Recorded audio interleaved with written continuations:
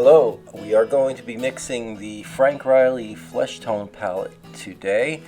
This palette has been used by portrait painters, illustrators, anyone who wants to work with a controlled palette, having their values broken down as you see in the picture.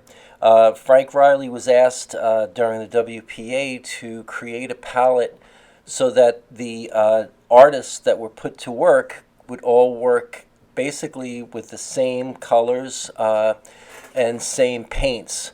They were asked to renovate or repaint some of the federal building murals, and that's where this palette actually came to be.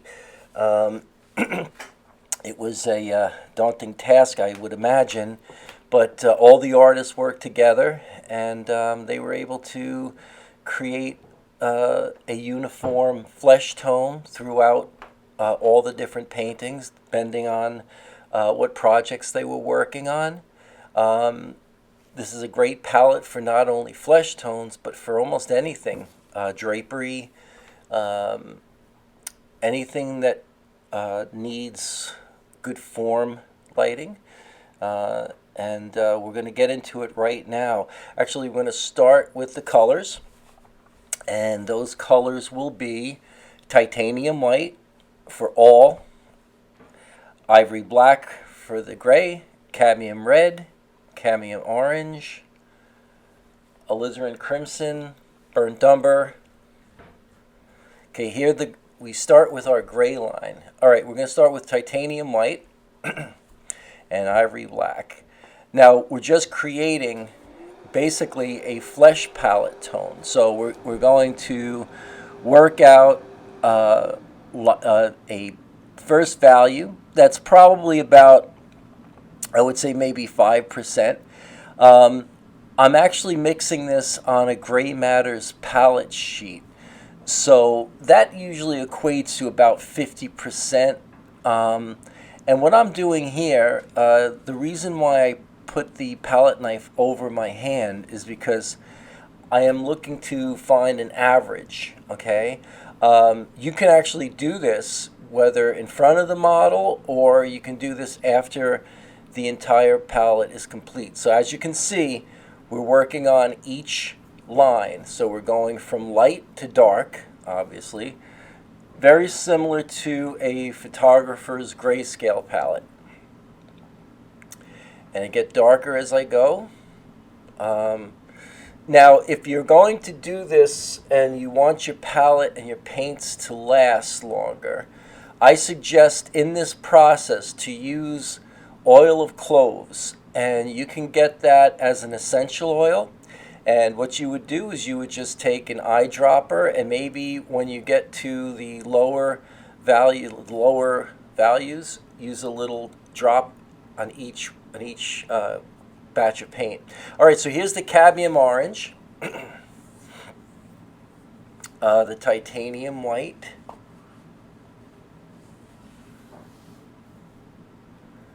and the burnt umber.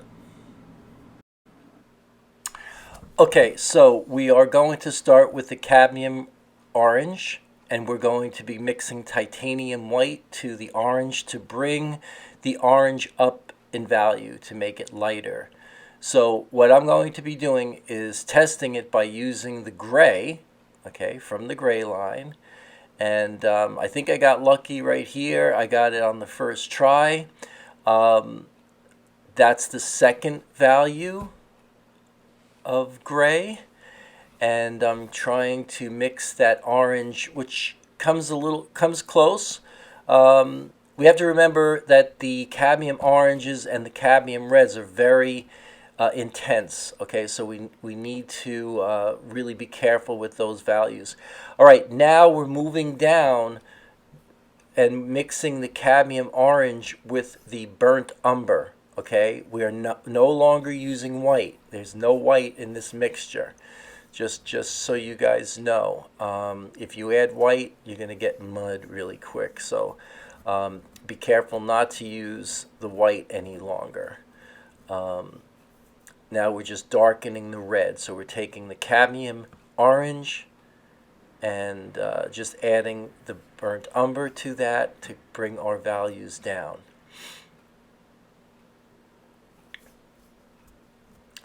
And as you can see, we're mixing the colors so they match rather the values that are on top. Now, I know this process gets a little messy. You might want to use two different palette sheets. I just was able to keep it clean. Okay, here's our red line, cadmium red. Now we're going to go over the colors. Cadmium red medium. You could use cadmium red medium. You could use cadmium red light. Just don't use cadmium red dark. Titanium white to bring the red up in value. Now there's going to be a 50-50 mixture of alizarin crimson and burnt umber here. So those are our colors too. Now I need to stress this because we will be using these two colors together to create the red, all right, in its darkest form. So basically, alizarin, 50% alizarin, 50% burnt umber is basically red in its darkest form. So if you were painting a red ball, this would probably be, or cadmium red ball, this would probably be the shadow value. Now this is the cadmium red. To lighten it, we're using the titanium white. And here I am mixing the value, okay? And I was able to get the color there, and I'm going to do this with each value. So I'm matching each color with each value from the top. This is how we keep our values uniform. And now I sped this up, obviously. I'm not this fast. But there you go. So now that's the red. I'm going to put the red down. So notice I put the red off to the side, and I am no longer using white.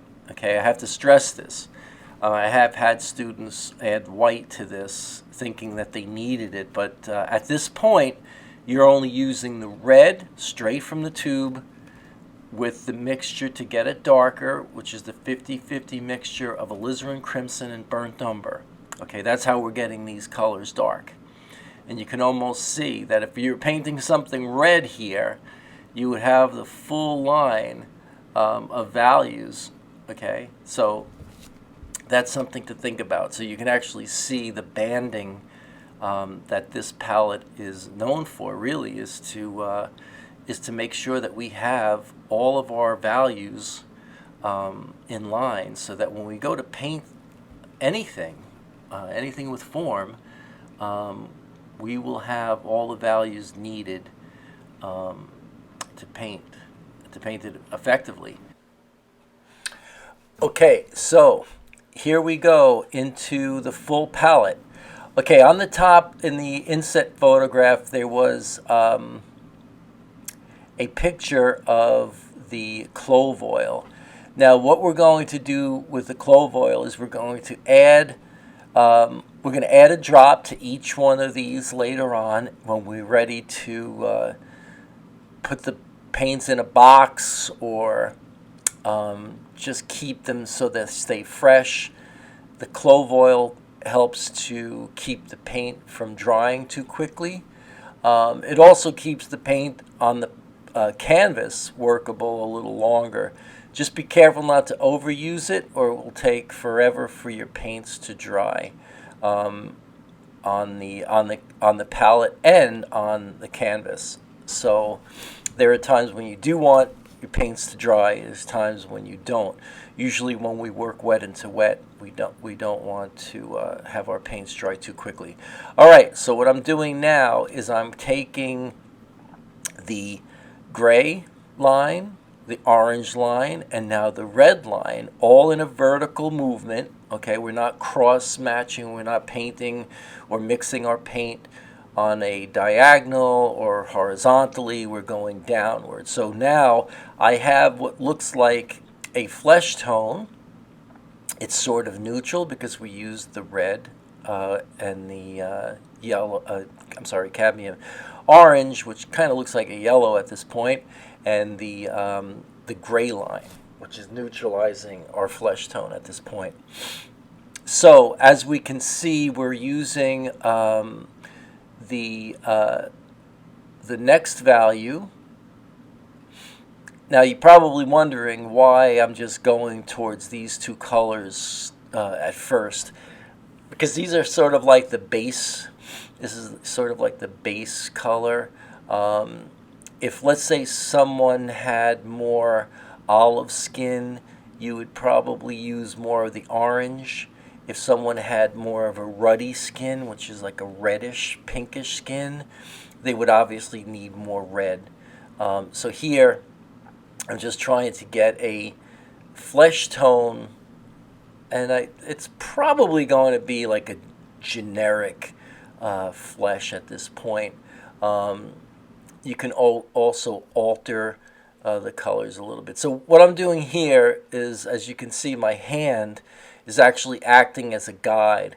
If I was to paint myself, my portrait, chances are my hand colors would be close to my face color. So that gives us an average because the top of my hand is pretty broad. So, and now this pertains to portraiture or figurative painting. So either one. What you don't want to do is, and I have my students go up to the model and hover, just like I'm doing here, is hover the palette knife. Don't touch the model, but just hover it over, and making sure that the palette knife is in the same direction as the light. So you don't want it to be, you don't want the palette knife to be turned. That would cause a plane, which would make your reading too dark. So the idea here is to match the color of the complexion of the sitter.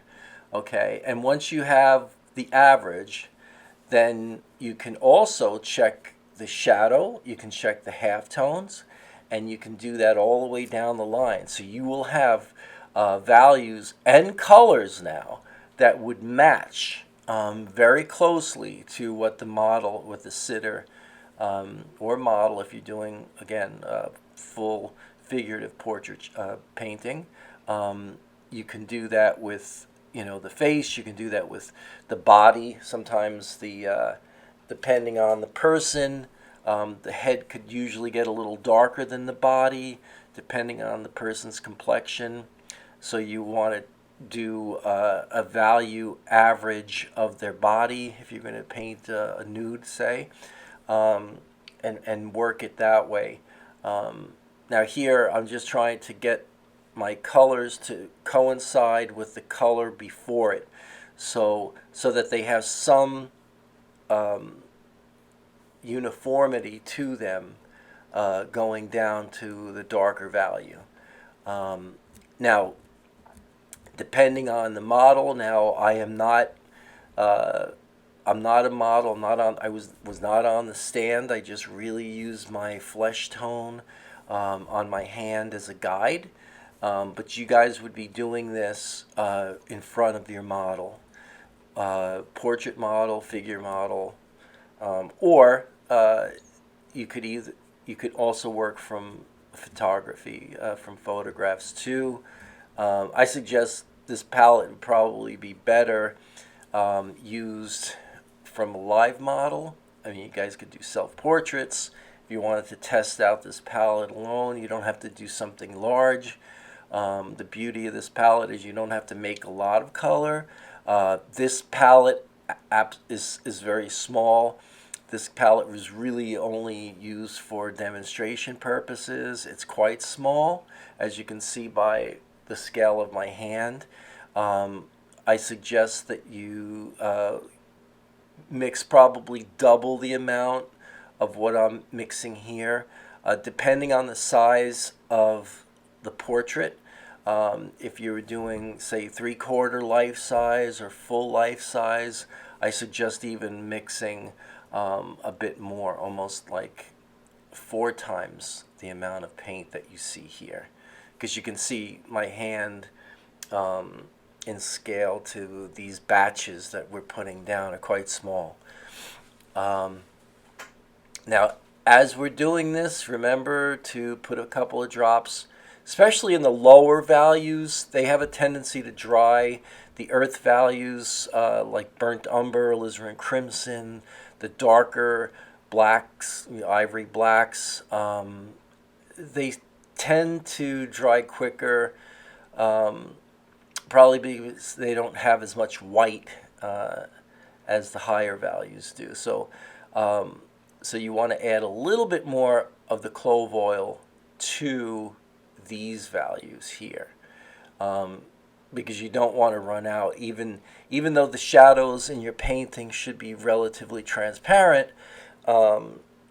if, let's say, you're doing a figure painting and you need more values as you go, as you progress in the painting, you want to make sure you don't run out. Now, if you do run out, you'll still have the rest of the paint on the palette. I would suggest, too, adding some of the clove oil.